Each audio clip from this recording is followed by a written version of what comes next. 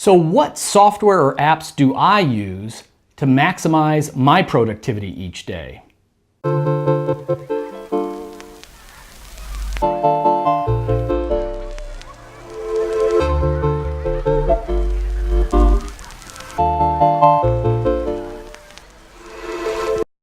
So the question of the day comes from Dean, who writes, my question is, do you use any software or apps to aid you in your productivity? If so, which ones? Or do you only use pen and paper? Dean, I get this question a lot because people are surprised that I'm not writing more about all the latest productivity apps that are out there. And I have nothing against them. If they help you, that's great, use them. But I really think that extreme productivity is about developing habits and what you can do without any technology at all. Now, when it comes to my own routine, I do use pen and paper for the step called capture. It's capturing everything that's in my head, putting it down into the notebook. The notebook is one of the 15 habits of highly successful people. Now, why do I use a paper notebook instead of just typing notes on a smartphone?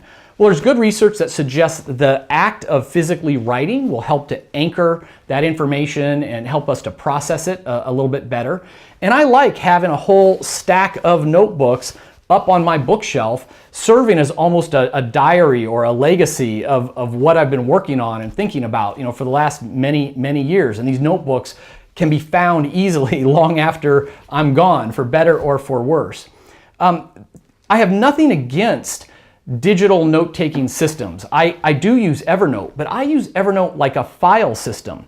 So it's not uncommon for me, at the end of the month, or certainly when I fill up a notebook and I'm getting ready to start with a new one, I'll read through it. And if there's certain things I want to capture, I'll take a snapshot of it.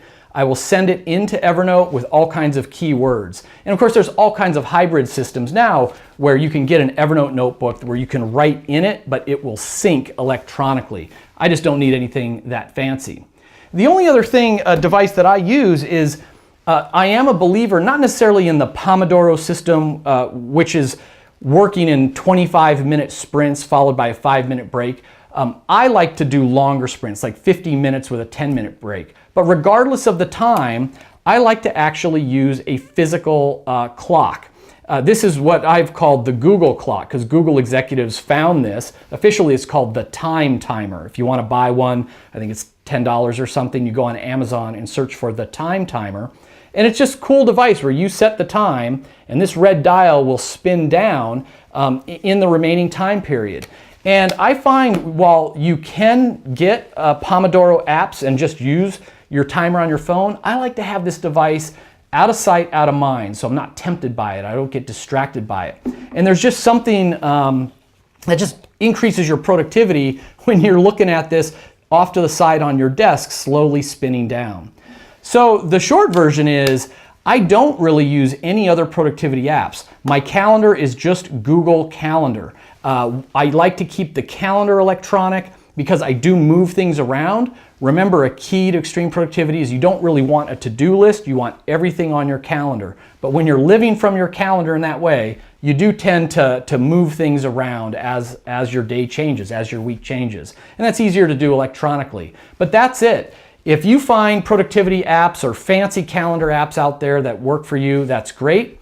But it's not about the app, and I do just fine with the notebook, Google Calendar, and if I'm really trying to hit my deadlines, I use an old-fashioned clock. Hope that's been helpful, and if anybody else wants to submit a question, just submit on Twitter using the hashtag AskKevin, or you can always send me an email at kevin@kevinkruse.com. Thanks.